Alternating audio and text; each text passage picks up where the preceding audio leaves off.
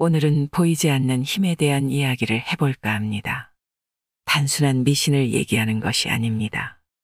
세상에는 오늘 버는 사람들이 있습니다. 오늘 번다는 것은 무슨 말일까요? 선천운의 영향력은 겨우 1%라고 하죠. 상위 1%의 사람들은 인생을 뒤집는 후천운이 얼마나 중요한지 알고 있습니다. 운수가 풀리면 돈맥과 인맥이 자연히 따라온다는 것을 몸소 배운 사람들이기 때문입니다. 인생은 보이지 않는 힘에 따라 움직이며 순환에 따라 모이기도 하고 흩어지기도 하며 커지기도 하고 작아지기도 합니다. 지금 운을 받고 있는 사람이라면 이 운의 순환이 계속 강해질 수 있도록 해야 하고, 운을 받고 있지 않다면 운이 찾아오도록 준비해야 합니다. 우리는 어떻게 운을 관리할 수 있을까요? 오늘 소개해 드릴 책은 상위 1%가 찾는 최고의 사주명리학자 이정재 교수가 쓴 운을 벌어야 돈이 벌린다입니다. 뒤늦게 재물복이 찾아오는 사람. 사주만으로는 아무것도 알 수 없으며 그 무엇도 만들어지지 않는다. 그렇다면 우리는 운명의 어떤 부분을 공부해야 할까? 바로 후천운이다. 후천운 중에서도 가장 중요한 것은 자신의 마음가짐이고, 이 마음가짐을 어떻게 만드느냐에 따라 삶은 분명 달라질 것이다. 인생을 살아가면서 가장 중요한 시기는 과연 언제일까? 물론 이는 사람마다 다를 것이다. 만약 당신에게 초년기에서 청년기까지 운과 중년기에서 노년기까지 운 중 하나를 선택하라고 한다면 무엇을 선택하겠는가? 당연히 평생 유복하고 행복하게 살고 싶겠지만 반드시 하나를 선택해야 한다면 나는 행복하고 부유한 인생 후반기의 삶을 선택할 것이다. 인생 초반기의 유복함과 행복은 부모로부터 만들어진 것이지만 후반기의 유복함과 행복은 스스로 만들어낸 것이기에 그 가치가 더욱 크기 때문이다. 물론 실제로도 30대나 40대, 심지어 70대에도 운이 트이는 사람이 있다. 말년에 운수가 좋아져서 무엇에 쓰겠냐고 하지 말자. 이제는 100세 시대 아닌가. 만약 지금 인생이 힘들더라도 앞으로 나아진다는 확신만 있다면 그 누구라도 버틸 수 있을 것이다. 따라서 인생 후반부를 유복하고 행복하게 보내고 싶다면 실제로 그렇게 사는 사람이 어떤 특징을 가졌는지 알아보고 이를 따라 해야 한다. 사주학에서는 운이라는 것은 어떤 사람에게도 사는 내내 머물러 있는 경우가 없다라고 말한다. 비록 초년에는 운을 받지 못한 사람이라도 이를 극복하면 중년 이후에 운을 받을 수 있으며, 중년에는 운을 받지 못한 사람이라도 신심을 가지고 꾸준히 기다리면 반드시 노년 이후에는 운을 받을 수 있다. 즉, 사람은 누구나 일생에 한 번은 운을 받을 수가 있다는 말이다. 다만 신심의 깊이에 따라서 운을 받는 양이 달라질 뿐이다. 분명 세상의 모든 것은 순환하고 변화하며 또 이것이 반복되고 서서히 커지기도 하고 오히려 작아지기도 한다. 운도 그러하다. 지금 운을 받고 있는 사람이라면 운의 순환이 계속 강해질 수 있도록 늘 준비하고 노력해야 한다. 비록 지금 운을 받지 못해서 힘들고 어려운 삶을 살아가고 있더라도 꾸준히 노력하고 정진해야 한다. 이는 때가 되었을 때 운의 양을 더 강하게, 더 크게 하기 위해서 그러한 것이다. 분명한 건 누구나 일생에 한 번은 아주 큰 운이 오기 마련이며, 하늘은 절대 사람을 땅에 내시면서 평생 고생만 하다가 생을 마감하라고 명하지 않으셨다는 사실이다. 그렇다면 사주학은 운의 크기를 결정하는 조건을 어떻게 정의하고 있을까? 또 신심이 크고 깊다는 것은 과연 무슨 말일까? 운을 결정하는 첫 번째 조건은 정언과 정동이다. 한자 그대로 풀이해보면 바른 말과 바른 행동이라는 의미이며, 현대적인 용어로 해석해보면 긍정적인 말을 하고 긍정적인 행동을 하라는 의미이다. 예를 들어보면 다음과 같다. 맛있는 음식을 먹었을 때 큰 운을 받아서 부자가 될 사람이나 이미 부자가 된 사람들은 잘 먹었다라거나 배가 불러서 기분이 좋다 등의 말처럼 긍정적이고 운을 부르는 언어를 사용한다. 하지만 운이 결코 곁에 오지 않을 사람들은 배 터져 죽겠다, 배불러 죽겠다라는 식으로 말을 한다. 사실 말에는 굉장히 큰 힘이 있다. 내가 뱉은 말은 가장 먼저 내가 듣게 되는데 이는 나의 운을 듣게 되는 것과 마찬가지이다. 그래서 우리 조상님들은 말을 함부로 하는 사람들은 절대 가까이 하지 말라고 하셨던 것이다. 또한 관상학에서는 이렇게 말하고 있다. 우리 몸이 만들어질 때 눈, 귀, 팔다리는 2개씩 만들어졌으며 이는 반드시 균형에 맞게 치우침 없이 사용하라는 의미이고 입처럼 하나밖에 없는 기관도 있는데 이는 늘 소중히 여기고 절대 함부로 사용해서는 안 된다는 경고라고 말이다. 특히 그중 입에서 나오는 언어는 복이 들어오게 할 수도 있지만 차버릴 수도 있다. 그러니 늘 좋은 언어, 긍정적인 언어, 아름다운 언어만 사용하도록 하라. 행동도 마찬가지이다. 행동이라는 것은 몸에서 나온다. 몸 역시 하나밖에 없다. 당연히 함부로 움직이면 안 된다는 뜻이다. 어르신들이 다리 떠는 모습을 보며 복 나간다라고 말씀하시는 건 불필요한 행동을 삼가라는 의미였던 것이다. 2번째로 베푸는 삶을 살아야 한다. 사주라는 학문에서 말하는 오행론의 요체는 순환과 균형이다. 이에 따르면 세상 모든 만물은 반드시 순환을 하고 이로 인해서 다시 균형이 이루어지게 된다. 그렇기에 내가 누군가에게 무엇이든지 주면 반드시 다시 얻게 된다. 아무것도 주지 않으면서 받는 일이란 결코 있을 수 없다. 이 원리는 국가 간의 외교나 정치, 사회와 경제, 무역과 같은 모든 분야에 적용된다. 하지만 무엇보다 가장 중요한 건 주더라도 잘 주어야 한다는 점이다. 상대방에게 나쁜 마음을 주면 나도 나쁜 마음을 받게 될 것이며 감동과 고마움을 준다면 나 역시 감동과 고마움을 받게 될 것이다. 그러니 잘 주는 방법에 관해서 한번 생각해 보도록 하라. 이것이 부자가 될 수 있는 가장 중요한 포인트다. 3번째로 주변에 사람이 모이도록 만들어야 한다. 우리의 사주학은 분명히 말하고 있다. 세상의 모든 운은 반드시 사람을 통해 오고 사람을 통해 커지게 된다고 말이다. 이는 동서고금을 막론하고 성공한 사람의 대다수가 익히고 터득했던 원칙이다. 그래서 큰 부를 얻은 사람들은 한결같이 인맥을 중요시한다. 그들은 필요한 사람을 자기 곁에 두기 위해 어떠한 손실도 기꺼이 감수한다. 이는 한 사람 한 사람은 다 자신만의 운을 가지고 있으며 사람이 내 주변에 모인다는 건 나에게 수많은 운이 모인다는 뜻이라는 것을 잘 알기 때문이다. 백지장도 맞들면 낫다. 주변에 사람이 많을수록 모여드는 운의 기운도 더욱 강해질 것이고 모이는 사람이 적을수록 운의 기운도 약해질 수밖에 없다. 그렇다면 어떻게 사람들을 모이게 할 것인가? 이건 바로 자신의 능력에 달렸다. 늘 주변 사람을 즐겁게 모이도록 하든지 주변 사람을 편안하게 해주어서 모이도록 하든지 어떻게든 모여들도록 하라. 그렇게 한다면 한 명 한 명이 모여서 성체가 만들어질 것이고 이 성체의 크기만큼 나에게 막대한 운이 쏟아져 들어올 것이다. 4번째로 그릇을 키워야 한다. 사주학에는 대인과 소인배에 관한 이야기가 참 많다. 대인은 대세를 만들어 나가고 소인배는 대세를 질투한다고 이야기하며 대인은 앞선 자들을 인정하고 배우려 노력하지만 소인배는 앞선 자들을 시기하고 질투한다고 이야기한다. 또한 우리 조상님들은 삼인행이면 필요하사라는 말씀도 하셨다. 이는 어디서나 누구에게나 반드시 배우려고 하는 자세를 가져야 한다는 의미이며 비단 사람뿐 아니라 내가 행한 모든 일에서 교훈을 얻으려고 한다는 의미이다.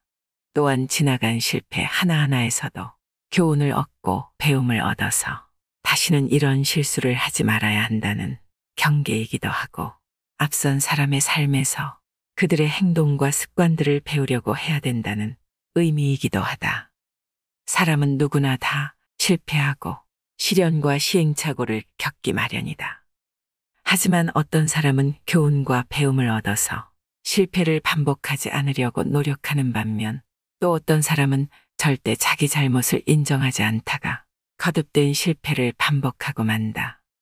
텔레비전에 나오는 수능 만점자나 고시 합격자가 하는 인터뷰를 들어보면 오답노트에 대해 이야기하는 경우가 많다.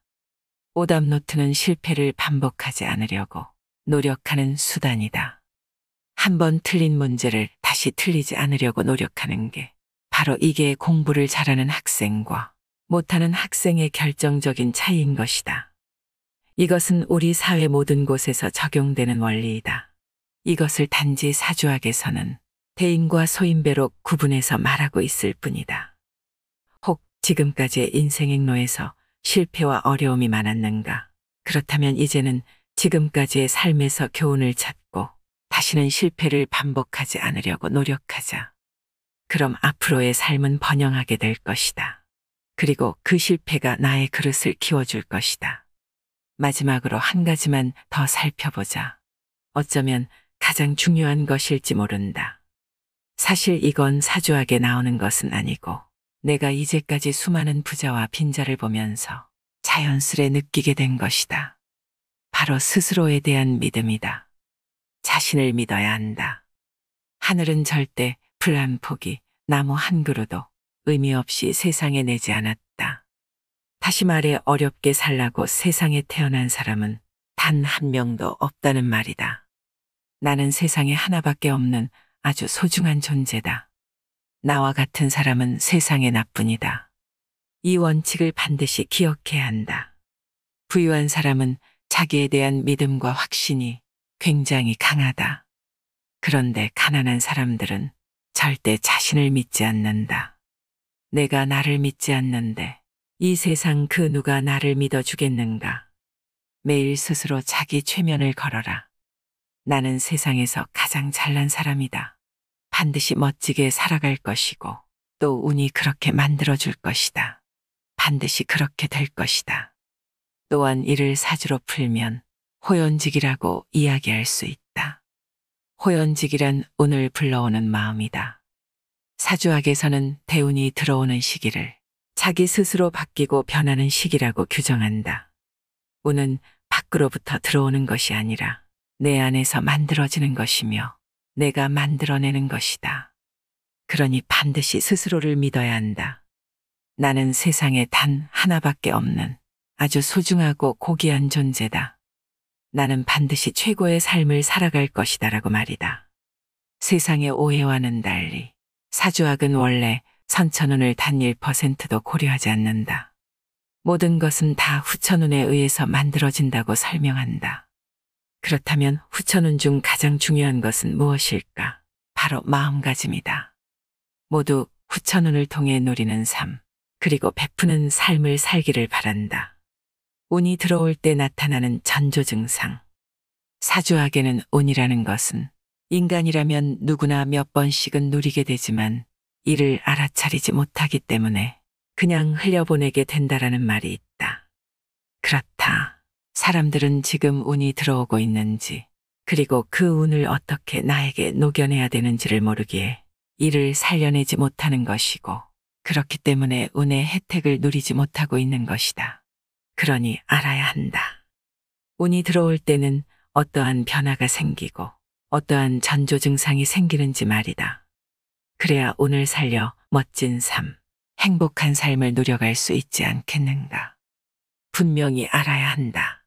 세상 그 무엇이든 큰 변화가 생기기 전에는 반드시 일정한 신호가 온다는 것을.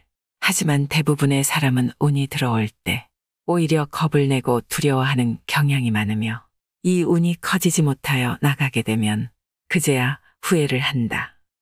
이런 실수를 하지 않으려면 운이 들어올 때 어떤 변화가 생기는지 분명히 알아야 한다. 운이 바뀌면 나도 바뀐다. 먼저 주변 사람들이 나의 변화에 관해 이야기하기 시작할 것이다. 운이 좋은 사람과 운이 나쁜 사람의 가장 큰 차이가 무엇일까? 바로 주관적인 시각이 주를 이루느냐, 아니면 객관적인 시각이 주를 이루느냐 하는 것이다. 누구나 옆에서 보면 이상하다 싶을 정도로 고집 피우고 자기 생각대로 밀어붙이며 남의 말에는 전혀 귀를 기울이지 않는 모습을 떠올려 보라. 이는 운이 나빠지고 있는 사람들이 하는 전형적인 행동이다. 하지만 운이 좋아지고 있는 사람은 남의 말을 들으려 하고 남의 말에 귀를 기울인다. 그리고 주변에서도 나의 의견을 적극적으로 동조한다. 그러니 객관적인 조언들이 모여 실수나 실패를 하지 않게 되는 것이다. 이러한 특징으로 인해 우리는 저 사람이 운이 좋아지고 있구나, 혹은 저 사람은 운이 나빠지고 있구나 하고 판단할 수 있다. 늘 전자의 행동만 하던 사람이 어느 날 갑자기 후자의 행동을 하게 되면 주변 사람들이 먼저 눈치를 채고 저 사람 많이 변했네라고 말할 것이다.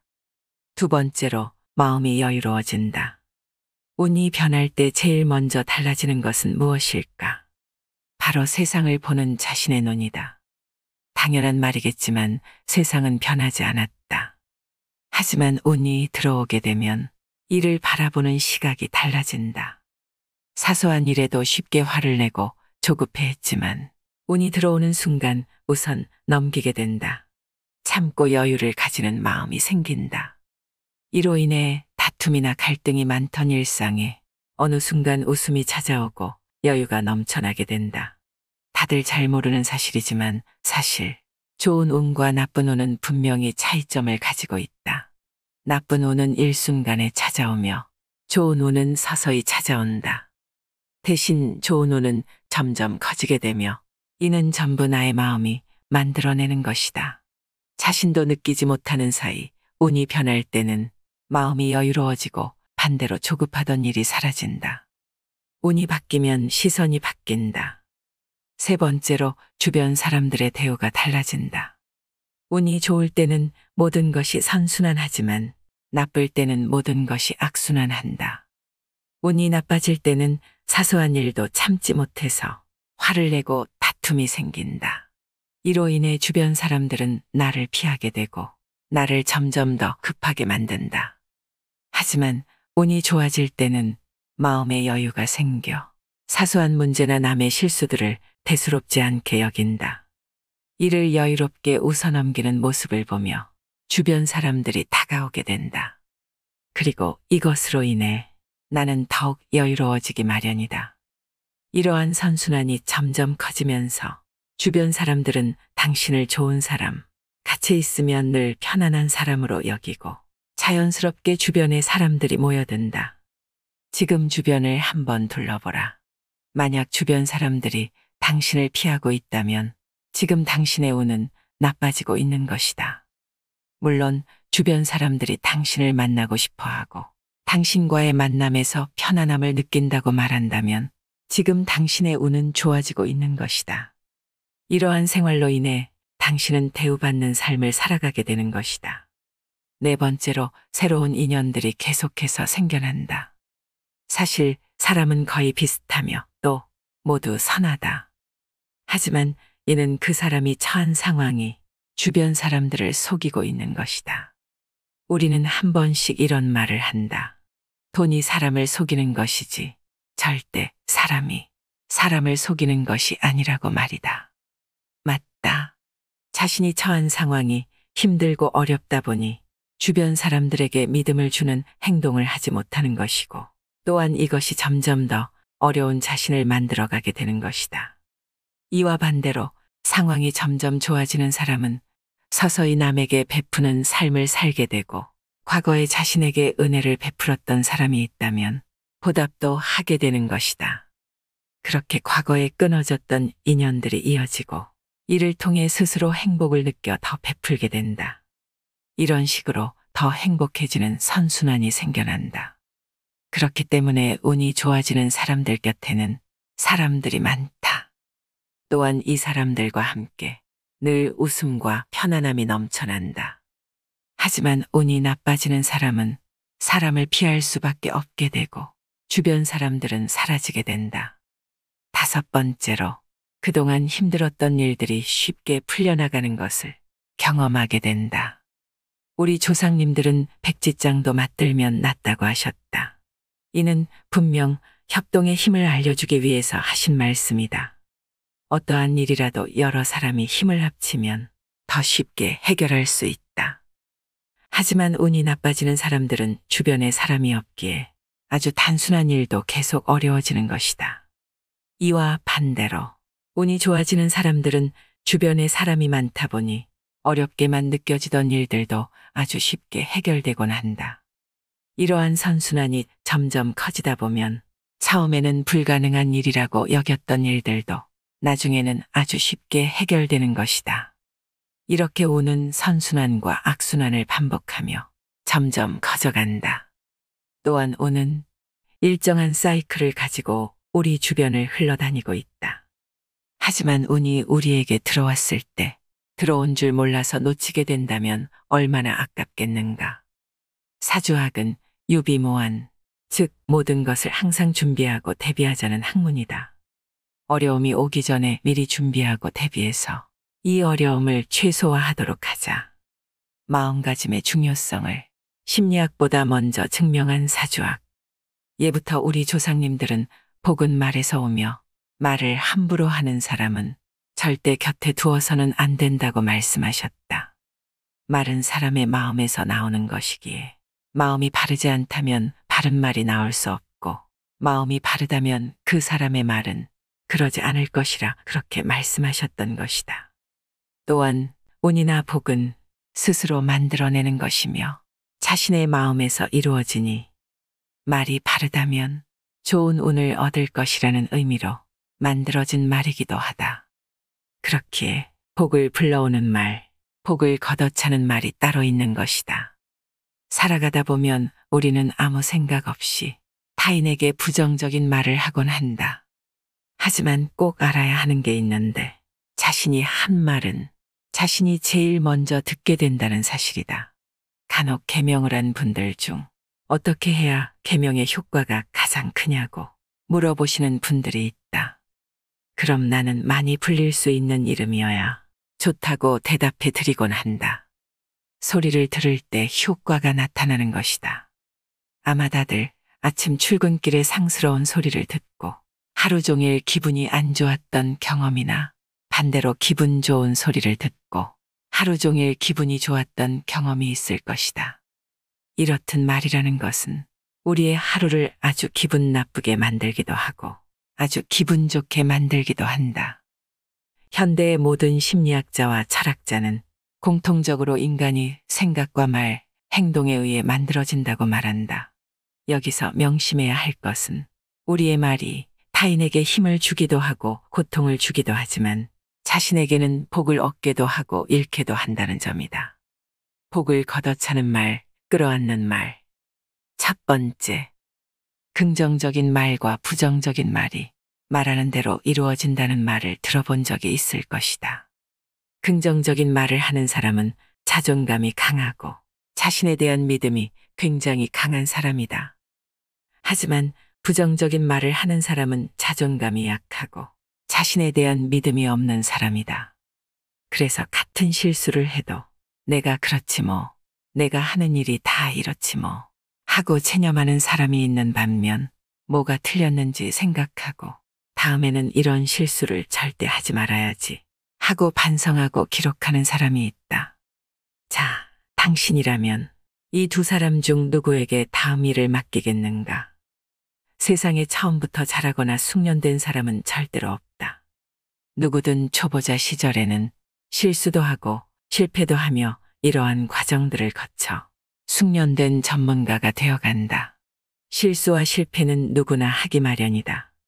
그렇기에 내가 하는 일이 다 그렇지 뭐, 넌 절대 안 돼, 그것도 못해 등의 말들은 절대 남에게 해서는 안 된다. 이 말을 듣는 사람은 절대 당신을 우호적으로 생각하지 않을 것이고 나중에 결정적인 일이 생겼을 때 절대 당신의 편을 들어주지 않을 것이다. 그래서 사주학에서는 복과 운은 항상 사람을 타고 들어온다고 말하는 것이다.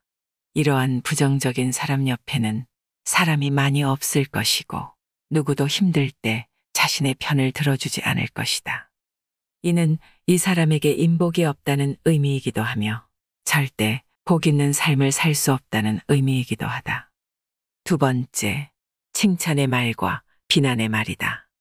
칭찬은 고래도 춤추게 한다는 말이 있다. 이 칭찬의 말에는 묘한 마력이 있다. 상대에게 한다면 큰 힘을 내도록 만들어주게 되고 자신에게 한다면 자신에 대한 자존감을 높여주는 효과가 있다. 하지만 비난의 말을 상대에게 한다면 싸움과 논쟁이 되는 빌미가 되고 자신에게 한다면 자신을 비굴하고 초라하게 만들어버린다. 그러니 배우자에게는 이렇게 말을 하라.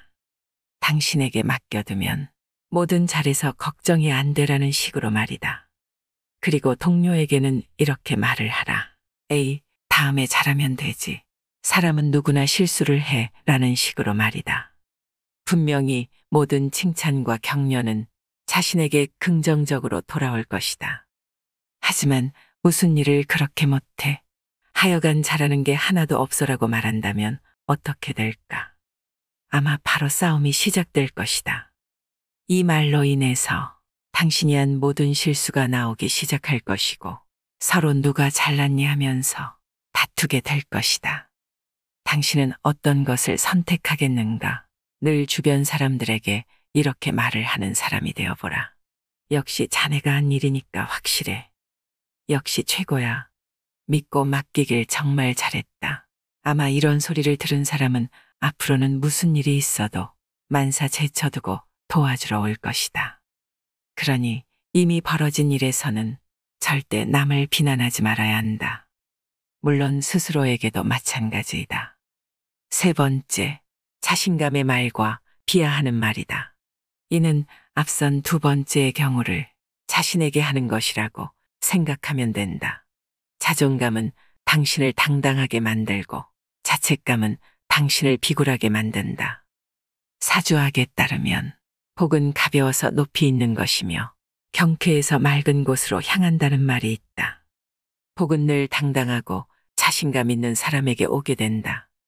이를 심리학에서는 피그말리온 효과와 스티그마 효과라고 해서 구분하고 있는데 항상 자신에게 긍정적인 말을 하고 자신감을 북돋우는 사람과 항상 자신에게 부정적인 말을 하고 자책하고 비하하는 사람의 성취도에는 엄청난 차이가 있다는 현상이다. 위와 비슷하게 우리 동양학에서도 좋은 말에는 난초의 향기가 난다고 했다. 그렇다. 나는 이 세상에 단 하나밖에 없는 유일한 존재인 것이다. 스스로 자신을 아끼고 존중해 주지 않는다면 세상 그 누구도 당신을 존중하지 않는다. 또한 우리 조상님들은 이렇게 자신을 비하하는 사람은 말로도 비참하다고 말씀하셨다. 네 번째, 우리라는 말과 너라는 말이다. 영어로 설명하면 아마 더 쉽게 느껴질 것이다. 영어로는 위와 you다. 위라는 말 안에는 나도 포함되어 있다. 그러니까 어떠한 말이나 비난을 해도 반성의 말이 된다. 하지만 you라는 말 안에는 내가 빠져 있다. 그러니까 웬만한 말을 해도 비난과 질책의 소리가 되어버린다. 위라는 말은 상대에게 친밀도와 동질감을 주어서 연대감을 높여주지만 you라는 말은 내 곁에 사람이 올 수 없도록 벽을 치는 것과 같은 효과가 있는 말인 것이다. 왜 사람들은 그토록 많은 친목 단체와 모임을 만들어서 서로 만나려고 할까? 그 이유를 곰곰이 생각해 본다면 우리와 너라는 말의 의미를 이해하게 될 것이다. 다섯 번째, 미소 지으며 하는 말과 인상 쓰며 하는 말이다. 말은 부드러워야 하고 격식과 품위가 있어야 한다. 말이라고 다 같은 말이 아니라는 뜻이다. 관상학에서도 은은하고 부드러운 미소는 운을 만드는 최고의 상이라고 말하듯이 말도 복이 오도록 만들 수 있는데 이는 바로 미소 속에 나오는 말이다. 미소를 머금고 하는 말은 부드러울 수밖에 없으며 그런 말을 하는 사람은 은은함을 풍길 수밖에 없다. 그래서 그런 사람의 말에서는 향기가 난다고 말하곤 한다. 하지만 인상을 쓰고는 절대 좋은 말을 할 수가 없다. 그러니 미소를 지으며 말하는 습관을 들여라. 그러면 누구나 당신을 좋아하게 될 것이다. 미소를 지으려고 하면 입꼬리가 올라가지 않을 수 없다. 입꼬리를 올리고 이 바보야 라고 말해보라. 실제로 해보면 말끝에 웃음이 나오고 농담이 되어버린다는 것을 알게 될 것이다. 하지만 반대로 인상을 쓰고 한번 말을 해보라. 아무리 좋은 말을 해도 비꼬는 소리, 비난의 소리로 들리게 된다는 것을 알게 될 것이다. 이것이 바로 우리말의 우수성이다. 이제부터 누군가와 대화할 때 항상 은은한 미소를 지으면서 말하는 습관을 꼭 가져보도록 하라. 마지막으로 실수에 대한 자책과 반성에 대한 이야기를 꼭 짚고 넘어가고 싶다.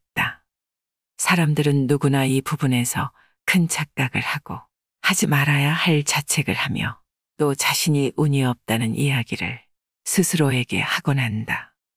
오늘 내가 한 일들을 생각해보면 아마 90% 이상은 평범한 일이었거나 잘한 일이라는 것을 떠올릴 수 있다. 하지만 대부분의 사람은 10%도 안 되는 잘못된 일을 비난하고 자책하고 끙끙 앓아가면서 시간을 보낸다. 예컨대 오늘 아침 출근할 때 운전을 잘했기에 사고가 없었을 것이고 또 점심때는 밥을 잘 먹었기 때문에 체하지 않았던 것이고 길을 잘 살피며 다녔기에 다치지 않았던 것이다. 이렇게 사람들은 대부분의 일을 다 잘하고 살아가다가 10%도 안 되는 작은 실수를 하기도 한다. 하지만 사람들은 그 10%도 안 되는 실수를 비난하고 자책하여 스스로 아무것도 할 수 없는 사람, 운이 없는 사람이라고 여기고 그러한 사람이 되어간다. 그렇다. 운이 좋은 사람, 운을 얻을 사람은 90%의 잘한 일을 생각하고 나머지 못한 10%를 줄여나가려고 노력하지만 운이 없는 사람, 운을 얻지 못할 사람은 10%의 잘못에 매몰되어 자신의 능력을 스스로 부정해 버린다는 것이다. 항상 칭찬하라. 늘 자신과 남을 칭찬하는 습관. 이것이 진정 운을 만드는 최고의 수단임을 잊어선 안 된다. 타고난 사주는 바꿀 수 없다는 오해. 당신은 사주를 얼마나 믿는가? 과연 사주에는 나의 미래가 어디까지 나와 있을까? 나는 오랜 시간 명리학을 연구했고 이에 대해 강의하고 있다. 당연히 나에게는 제 사주 좀 봐주세요 하는 요청이 참 많이 들어온다. 하지만 나는 사주를 상담해주는 경우가 거의 없다. 여기에는 이유가 있는데 아마 사주가 무엇을 말하는 것인지 알고 나면 분명 당신도 그 이유를 이해하게 될 것이다. 우리는 참 사주와 팔자라는 말을 많이 한다. 아이고, 내 팔자야. 내 팔자가 그렇지 뭐 라는 식으로 말이다. 이렇게 보면 사주와 팔자가 무슨 대단한 것인 것 같지만 사실은 그냥 비유적인 표현일 뿐 아무것도 아니다. 사주라는 것은 태어난 연월 일시를 말하는 것이다. 이것이 하늘의 기운과 땅의 기운으로 나뉘게 되어 하늘의 연월일시, 땅의 연월일시와 같이 8자의 글자로 표현하게 되는 것이며 이 글자가 8글자라 해서 팔자라고 하는 것이다. 과연 사람이 태어난 연월일시로 운명을 해석할 수 있을까? 이것이 가능하려면 같은 날과 같은 시에 태어난 사람의 운명은 동일해야 한다. 사실 사주가 똑같은 사람이 전부 같은 인생을 살아간다면 이 가설이 성립하겠지만 안타깝게도 사주가 동일한 사람 중에 비슷하게라도 살아가는 사람은 단 한 명도 없다. 다시 말해 동일한 사주를 가진 수백 명이 전부 다른 삶을 살고 있다는 말이다. 물론 어떤 사람은 아주 부유할 것이고 또 어떤 사람은 아주 가난하게 살아가고 있을 것이다. 또 어떤 사람은 배우자를 잘 만났지만 또 어떤 사람은 가정 불화에 속을 썩는다. 이렇듯 사주가 똑같은 사람이라도 전부 다른 삶을 살아가고 있다. 그렇다면 과연 사주는 아무런 의미가 없는 것 아닌가? 그렇다. 사주로 알 수 있는 것은 하나도 없다. 하지만 이 말이 결코 사주라는 학문이 엉터리 사기이거나 거짓말이라는 뜻은 아니다. 사주는 우리 전통의 학문으로 음양오행론을 기초로 하여 만들어졌다. 또한 한의학에도 활용되었으며 태극기와 한글을 만드는 것에 토대가 된 이론이기도 하다. 그러니 세상 일이 전부 음양오행론의 이론을 바탕으로 일어난다고 해도 결코 과언이 아니다. 지금 우리가 쓰는 컴퓨터 시스템조차 음양론으로 볼 수 있다는 사실을 아는가? 알버트 아인슈타인이 주장한 상대성 이론, 즉 모든 것은 비교되는 대상에 따라 달라진다는 원리 역시 음양론의 한 가지인데 그 또한 노벨상을 받으러 가면서 이런 말을 했다고 한다. 나의 스승은 동양의 음양론이다. 이로써 알 수 있듯 음양오행론에 기초한 사주학은 절대 불변의 법칙이다. 그런데 여기에는 함정이 있다. 잠시 이야기를 바꿔보자. 한날 한시에 태어난 사람의 삶이 달라지는 이유는 무엇일까? 사주학은 선천운에 후천운을 더하는 학문이다. 음이라는 선천운을 내가 태어난 사주라고 한다면 여기에 양이라는 후천운이 더해진다. 이는 퇴계 이황 선생님이 쓰신 성학십도에 명확하게 나오고 있다. 성학십도에는 음양합이 만물 화생이다라는 말이 나오는데 이는 음양이 합쳐져야 세상의 모든 만물이 만들어지는 것이고 선천운인 사주에 후천운인 부모와 배우자, 본인의 성격이 더해져야만 비로소 한 사람의 운명이 나온다는 의미이다. 그럼 이제 후천운이 무엇인지 알아야 한다. 첫 번째로 부모운을 말한다. 한 사람의 초년 삶을 판단하기 위해서는 본인의 사주에 부모의 사주를 결합해서 판단해야 한다. 두 번째는 배우자운이다. 그래서 성인이 되고 난 이후에는 본인의 타고난 기운과 배우자의 사주를 결합해 균형을 내어서 판단해야 한다. 세 번째는 본인의 성품을 대신하는 이름이다. 다시 말해, 한 사람의 사주를 해석해 삶을 판단하기 위해서는 본인의 사주에 부모와 배우자의 사주로 균형을 내고 거기에 이름을 더해야 하는 셈이다. 그런데 이렇게 풀면 시간이 너무 오래 걸린다. 아마 대한민국 철학관 중에 이렇게 하는 집은 거의 없을 것이다. 대부분의 철학관에서는 사주 8글자만 딸랑 적어놓고 배우자 복이니 재물 복이니 출세운이니 하며 상담을 한다. 그러니 거짓말이 되는 것이고 사주를 본 의뢰인은 어쩐지 잘 맞지 않는다고 의심하게 되는 것이다.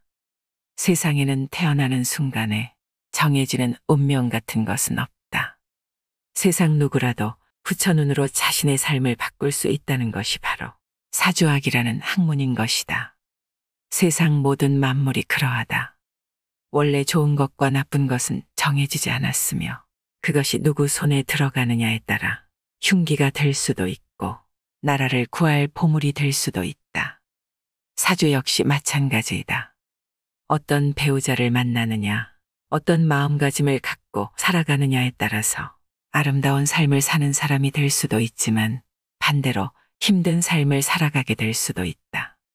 한 예로 20여 년 전 유명한 범죄자 신창원과 똑같은 사주를 가진 사람의 이야기가 신문에 실린 적이 있었다. 그런데 그 사람은 죄를 짓기는커녕 사법시험에 합격을 한 사람이었다고 한다. 이렇듯 당신의 사주는 아무 의미가 없으며 그 자체만으로는 어떠한 가치도 없다. 물론 시간이 남아서 혹은 재미 삼아서 사주를 보는 것은 문제가 되지 않는다. 하지만 유명하다는 일을 찾기 위해 멀리까지 가서 상담하거나 이들의 이야기를 기준으로 하여 자신의 귀한 인생을 결정하는 일은 절대로 없어야 할 것이다. 또한 내가 당신의 삶을 해결해 주겠다고 말하는 자가 있다면 분명히 말할 수 있다. 그 사람은 거짓말쟁이다. 이는 사주를 학문으로 공부했고 지금도 학교에서 가르치고 있으며 대한민국에 나와 있는 거의 모든 사주와 이론을 접해본 입장에서 하는 조언이다. 다시 한번 말하지만 사주는 아무것도 아니다. 사주에 나의 후천운이 더해져야 어떠한 결과가 만들어지는 것이다. 선천운인 사주만으로는 아무 일도 일어나지 않는다. 누구나 나에게 선천운인 사주와 후천운인 부모와 배우자운 성명운의 중요성을 묻는다면 나는 서슴없이 대답할 것이다. 여러분 인생의 선천운인 사주의 영향력은 단 10%도 되지 않는다고. 나머지 90%는 후천운이라고 말이다. 그러니 이제 앞으로는 절대 이 사주의 함정에 빠지지 않기를 바란다.